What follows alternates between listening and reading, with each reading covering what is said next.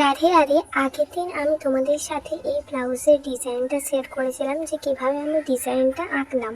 তো আজকে আমি স্টিচিংটা কিছু শেয়ার করব। তো দেখে নাও, এই ব্লাউজটা যেহেতু পিছনে হুক হবে, সেই জন্য আমি মেন ফেব্রিকটাকে সোজাসুজি মুড়ে নিয়ে এই যে চক দিয়ে মার্কিং করে মার্কিং বরাবর আমি কিন্তু পুরোটা কাটিং করে নিলাম।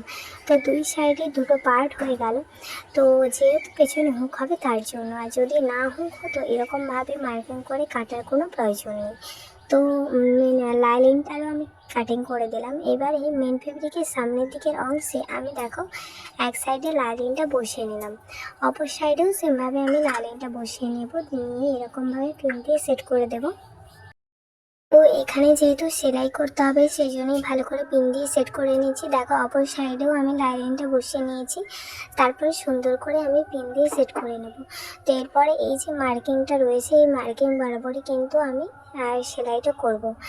আর এক্সট্রা যে অংশটা রয়েছে মেন ফেব্রিকের ওপরে, লাইনিংটা তো কেটে দিয়েছি, মেন ফেব্রিকের এক্সট্রা অংশটা আমি দুই সাইডে দেখো কাটিং করে দিলাম। তো এই যে কাটিং হয়ে গেছে, এবার আমি স্টিচিং করব। তো স্টিচিং এর পার্ট নিয়ে দেখা হচ্ছে নেক্সট পার্টে। ততক্ষণ ভালো থেকো, সুস্থ থেকো, রাধে রাধে।